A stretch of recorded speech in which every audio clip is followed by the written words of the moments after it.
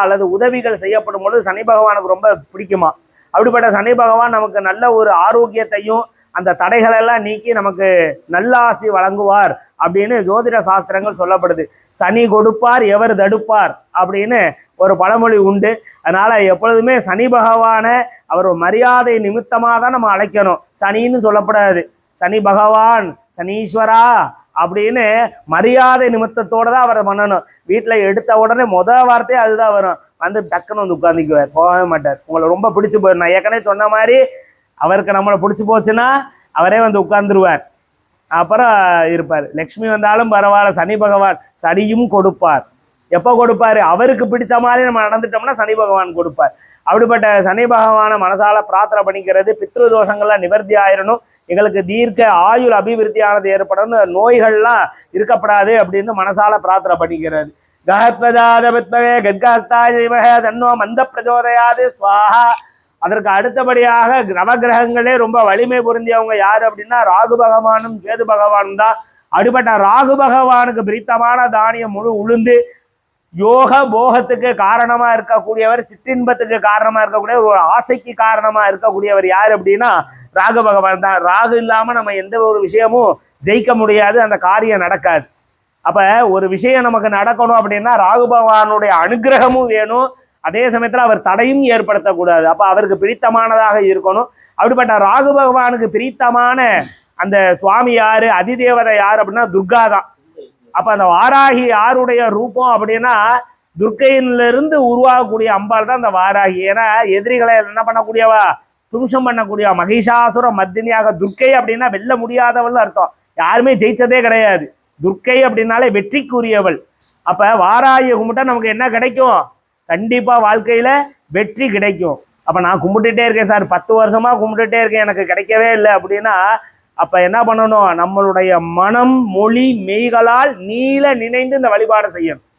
நம்ம மனமும் ஒழுங்கணும். அதுக்கடுத்து இந்த தேகம் மனம் மொழி மெய். மெய்னா உடம்பு, மனம்னா மனம், சொல்லு வார்த்தை. அப்ப இறைவனுடைய நாமத்தை நம்ம சொல்லணும். அப்படி இல்லைன்னா இறைவனுடைய நாமத்தை நம்ம கேட்கணும். இதை கேட்டோம்னாலே புண்ணியம், சொன்னால் புண்ணியம், பார்த்தால் புண்ணியம். அப்ப இதெல்லாம் பார்க்கப்படும் பொழுது அம்பாளுடைய அனுகிரகம் நமக்கு கிடைக்கும். அப்படிப்பட்ட ராகு பகவானை மனசால பிரார்த்தனை பண்ணிக்கிறது. ஏன் அப்படின்னா அம்பாளுடைய நாமத்திலேயே ராகு பகவான் வந்துட்டாரு. வாராகி ராகி அப்படின்னாலே அந்த இடத்துல என்ன வந்துட்டாரு? ராகு பகவான் வந்துட்டார். அப்படிப்பட்ட ராகு பகவான் நமக்கு நன்மையே செய்யணும்னு மனசால பிரார்த்தனை பண்ணிக்கிறது. அவருக்கு பிரித்தமான உளுந்துனால ஹோமம். ஓம் நஹத்வஜாத வித்மஹே கத்கஹஸ்தாத தீமஹே தன்னோ ராகு பிரச்சோதயாத் ஸ்வாஹா. நஹத்வஜாத வித்மஹே பத்மஹஸ்தாத தீமஹே தன்னோ ராகு பிரச்சோதயாத் ஸ்வாஹா. சர்பராஜ தேவதாப்ய ராகு கிரக தேவதாப்ய ஸ்வாஹா. அதற்கு அடுத்தபடியாக கேது பகவான் ஞானக்காரனாக இருக்கக்கூடியவர், பேரின்பத்தை காட்டக்கூடியவர். சிற்றின்பம் பெரிசா பேரின்பம் பெரிதா அப்படின்னு எல்லா இடத்துலயும் இருக்கும். சிற்றின்பம் வந்து சின்ன சின்ன விஷயங்கள், எண்ணங்கள், ஆசைகள். ஆனா பேரின்பம்ன்றது இறைவன்கிட்ட போய் பக்கத்துல நிப்பாட்டக்கூடியது. உங்க முன்னாடி சுவாமி வந்துட்டா என்ன எல்லாரும் என்ன கேட்பீங்க? எடுத்த உடனே சுவாமி எனக்கு செல்வம் வேணும், பொருள் வேணும், பணம் வேணும், இப்படித்தான் கேட்பாங்க. அம்மா நீயே வந்துட்டு அதுவே எனக்கு மிகப்பெரிய, உன்னுடைய திருவருள் எனக்கு பரிபூர்ணமா இருந்தாலே எல்லாமே எனக்கு கிடைச்சிரும் அப்படின்னு தான் நம்ம கேட்கணும். ஆனா நம்ம அதை கேட்க மாட்டோம். உடனே என்ன பண்ணுவோம்? சாமி எனக்கு இது இருக்கு, அது இருக்கு, எனக்கு இது வேணும், அது வேணும்னு சொல்லிட்டு நம்மளுடைய தேவைகளை மட்டுமே சொல்லுவோம். அது அம்பாளுக்கும் தெரியும். அதனால அந்த கேது பகவான் வந்து ஞானக்காரன்னு பேரு. நமக்கு என்ன தேவை அப்படின்றத கேது தசை கேது புத்தியெல்லாம் நடக்கிறவங்க எல்லாமே ஆன்மீகத்துல பெரிய ஒரு விஷயமா இருப்பாங்க. குடும்ப வாழ்க்கையில இருந்து ஆன்மீகத்துல திடீர்னு ஒரு யோகம் ஞானம் கிடைத்து போவாங்க. அதனால ஞான வைராக்கிய மோட்சத்தை தரக்கூடியவர் கேது பகவான். ஞானக்காரன்னு பேரு. அவருக்கு அதிபதியா இருக்கக்கூடியவர் விநாயக பெருமான். விநாயகர் நம்ம கும்பிட்டாலே எல்லா விஷயத்தையும் கொண்டுட்டு வந்துருவார். அதே போலதான் இந்த வாராகி. அதனால அம்பாளை மனசால பிரார்த்தனை பண்ணிக்காங்க. கேது பகவானுக்கு பிரித்தமான தானியம் அந்த கொள்ளு பயிர். அந்த கொள்ளு பயிர்னால ஹோமம் பிரார்த்தனை பண்ணிக்கிறது. ஓம் அஸ்வத்வஜாத வித்மஹே கத்கஹஸ்தாத தீமஹே தன்னோ கேது பிரச்சோதயாத் ஸ்வாஹா. ஆதித்யாத சோமாத மங்களாத புதாய ச குரு சுக்ர சனியச்ச ராகவே கேதவே நமோ நம ஸ்வாஹா. நவகிரக தேவதாபியோ இதம் நமமா. அதற்கு அடுத்தபடியாக அஸ்திர ஹோமங்கள். பெரும்பாலும் இந்த அஸ்திர ஹோமங்கள்ல கிரகங்கள்ல செய்யக்கூடாது. பெரும்பாலும் கோயில்களில் தான் செய்யணும். அஸ்திரம் அப்படின்னா சுவாமியினுடைய ஆயுதங்கள்.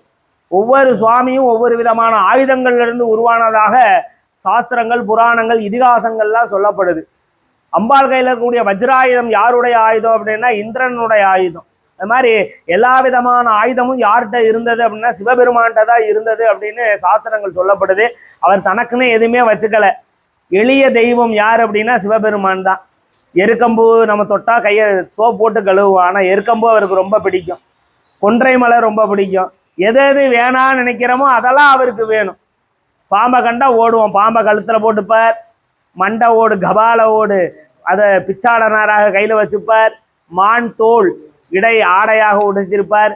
யானையை கஜ சம்ஹாரம் பண்ணி அந்த யானையினுடைய தோலை போத்திப்பார். சுடுகாட்டு சாம்பல் எடுத்து பூசிப்பார். அதனால அப்படி எது தேவை இல்லையோ அதெல்லாம் அவர் தேவை. நம்மள பண்ணக்கூடிய எல்லா தேவையற்ற விஷயத்தை ஃபுல்லாக அவர் வாங்கிக்குவார்.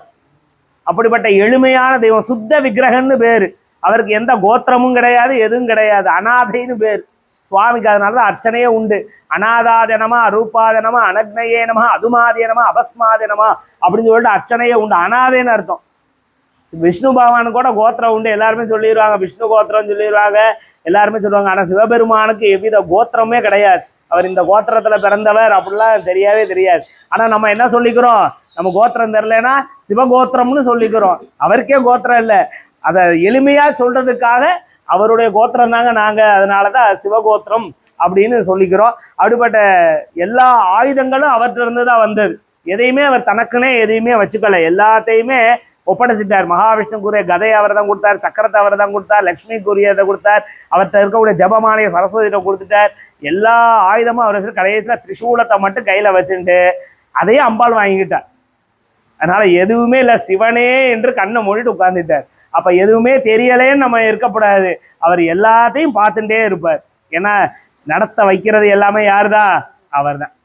அதை என்னைக்கு நம்ம உணர்றோமோ அப்பதான் எல்லா விஷயம் நமக்கு சிறப்புற நடக்கும் அப்படின்னு சாஸ்திரங்கள் சொல்லப்படுது. அப்ப சுவாமியோட திருவருள் நமக்கு கிடைக்கணும்னா எப்படி இருக்கணும், சிவனே என்று இப்ப அம்பாலே என்று இருந்துக்கணும். எல்லாமே உன் செயல். மழை பெய்யுதா, வேயட்டும், ஐயோ மழை வேற பெய்யுது எப்படி போறது அப்படியே யோசிச்சுட்டே இருந்தோம்னா சுவாமியை நினைப்பா. ஒரு உதாரணத்துக்கு கிரிவலம் எல்லாருமே போறாங்க. பௌர்ணமி பார்த்தோம்னா பல லட்சம் பேர் போறாங்க திருவண்ணாமலைக்கு. அந்த மலை ஒவ்வொரு யுகத்திலையும் ஒவ்வொரு விதமானதாக ஜொலித்தது அப்படின்னு சாஸ்திரங்கள் சொல்லப்படுது. மாணிக்க மலையாக இருந்துச்சு, பவள மலையாக இருந்துச்சு, இப்ப விபூதி மலையாக இந்த கலியுகத்துல அது விபூதி மலை அப்படின்னு சொல்லப்படுது. இப்ப எல்லாருமே திருவண்ணாமலைக்கு போறாங்க. அத்தனாயிரம் பேர், அத்தனாயிரம் கோரிக்கை, பல லட்சம் பேர் போய்கிட்டே இருக்காங்க. சிவபெருமானை பார்த்து எல்லாரும் பல கோரிக்கைகள் வைக்கிறாங்க. அப்ப சுவாமி எல்லாத்தையும் நிறைவேற்றுவாரா அப்படின்னா அங்கங்க ஃபில்டர் பண்ணிடுவார்.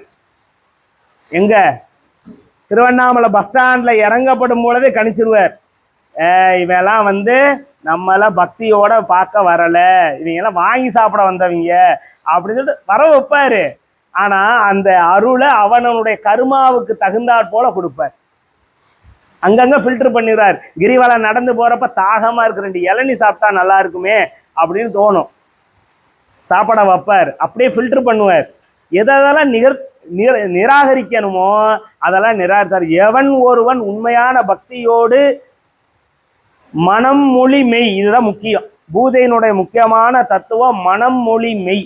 இந்த 3ஐயும் நினைத்து நினைந்து வழிபாடு செய்யணும். நம்ம கீழே விழுந்து கும்பிட்றோம்னா என்ன அர்த்தம், என்னையோ உன்னைட்ட ஒப்படைச்சிட்டேன்னு அர்த்தம். அதுக்கடுத்து இந்த உடம்பு இந்த உயிர் எதுவுமே என்னுடையது அல்ல, எல்லாமே உன்னுடையது. ஒரு நாளைக்கு செஞ்சா போதுமா, எல்லா நாளும் செய்யணும், அதுதான் உண்மை. அதனால இந்த அஸ்திர ஹோமங்கள் மனசால பிரார்த்தனை பண்ணிக்கிறது, அவங்கவுங்க கிரகத்துல இருக்கக்கூடிய அந்த கண்ணுக்கு தெரியாத திருஷ்டி உபாதைகள் அனைத்தும் நிவர்த்தி ஆகிடணும், எங்களுக்கு எல்லா விதமான சகல சௌபாக்கியமும் எங்களுக்கு கிடைக்கணும் அப்படின்னு மனசால பிரார்த்தனை பண்ணிக்கிறது. சாமி இங்க பண்ணக்கூடிய சக்தி எப்படி எங்க வீட்டுக்கு போகும் அப்படின்னு மனசுல சில பேர்த்துக்கு எண்ணம் ஓடும். உங்கள் மூலமாக உங்களுடைய சக்தி, இங்க சொல்லக்கூடிய மந்திர சக்திகள், இறைவன் அம்பாளினுடைய சக்தி எல்லாம் உங்களுடைய தேகத்துல இருக்கும். அதனாலதான் கோயிலுக்கு போயிட்டு நேரம் எங்க போகணும், வேற எங்கேயும் போகக்கூடாது. எங்க போகணும்? நேரடியாக வீட்டுக்கு தான் போகணும். நேரா வீட்டுக்கு